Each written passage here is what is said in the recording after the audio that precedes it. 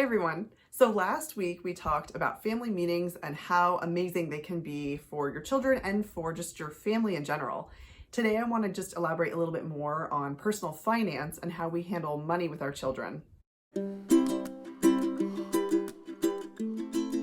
So money is kind of a hot topic. I think I'm probably not alone in saying that it's difficult teaching children about money, especially in this day and age where a lot of us don't carry cash. If you think about it, most of us have apps that we use, or we're using our credit cards or debit cards, and so our children just see us swiping a card. And so therefore it's very easy for them to think that money just grows on trees, and if you want something, you just slide the card. I know when I was growing up, you saw more people with cash and writing checks, and so it was a little bit easier to kind of understand the concept of money.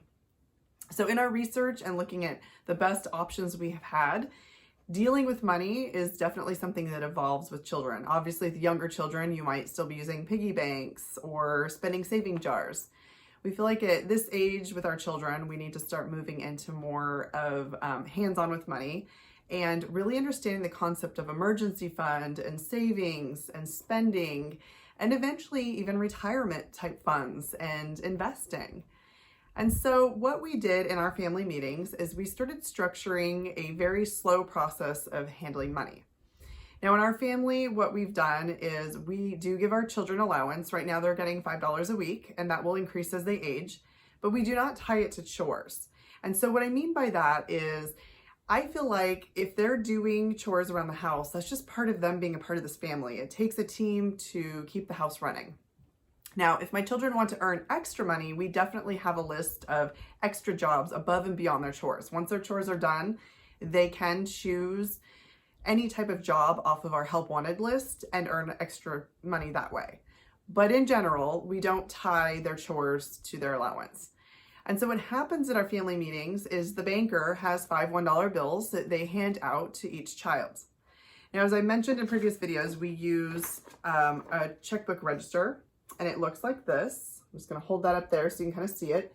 And it's very simple. It's just like any register that we use with checkbooks, right? So it has the date and the purchase and what they spent, the withdrawal, the deposit, the balance. Very simple math.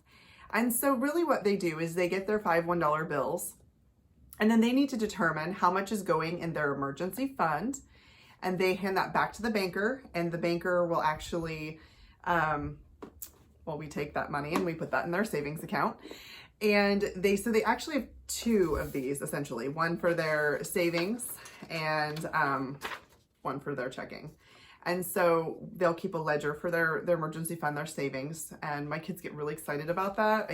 When they start getting up into the hundreds, they're like, wow, I have so much money saved up. And it's really fun for them to see that. Then with their checking, the fun part is once they've decided how much they're keeping, they'll add it in and keep the running total. And what we do with money is during the week, if our children want to spend money, they have 2 choices. Sometimes our children will elect to keep a little bit of cash in their wallets or their purses, and they'll use that to buy gum or, a treat at the store, and that's fine. They're still learning how to make change. Other times they want to make purchases that might be $25 or something that isn't in their wallet, and it would essentially be coming out of their checking account.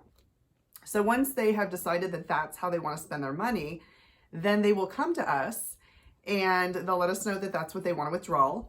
And we take the cash out of our ATM. So again, we just use a little pencil box and we just keep cash in our ATM.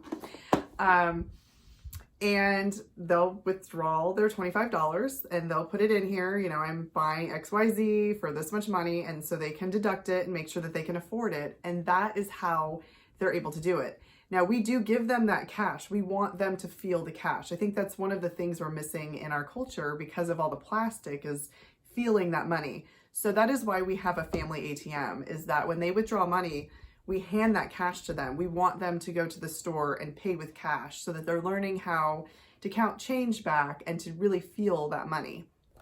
And so that's how we're really starting with the personal finance.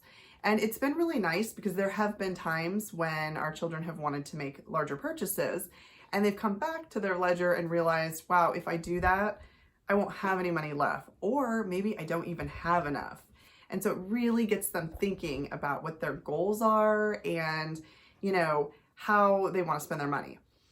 Now, their other ledger, that is their savings, we're really working hard on teaching them how to understand emergency fund and what would be an emergency fund. An emergency fund isn't, I need a pack of gum. It isn't, I need a new Fortnite character, or, you know, something that feels very urgent to them. And so we're really trying to help them differentiate between the two. And that's kind of the evolving. Eventually, as they get older, we'll add a third part of this, and it will basically, we'll start teaching them about bills and payment, and we'll start moving into, you know, rent and things like that. So that's kind of where we're going with our personal finance, but this is a great starting point. I don't even know if schools offer personal finance anymore. I do remember it maybe in high school or middle school, learning how to balance a checkbook. Very old school, but so important. So that is how we are starting to teach our kids about money. And I have to say, it's really been helpful, and it's really nice to give them that power. And I can't tell you how many times we've been at the grocery store or someplace where our children realize they don't have enough money, or they impulse bought something one day and didn't have enough the next. And that's a real life lesson. I think even as adults, we feel that sometimes. So this is a huge key to that. And I would encourage any of you out there that are starting to look at money for your children and figuring out how to do chores and where to put allowance in, to really hone in on your allowance money and really use it to be teachable moments for your kids. So there you have it. That's how we are doing personal finance in our house. And I'm excited to see where our children go with it, and hopefully it helps them make good purchases in the future. If you have any questions, feel free to leave comments. I'm happy to share any information that I have. And of course, if you have something you're doing in your home, I'd love to hear about it. And as always, thank you for your support. If you haven't already, hit that subscribe button and join my journey. And if you already have, I appreciate you watching all these videos.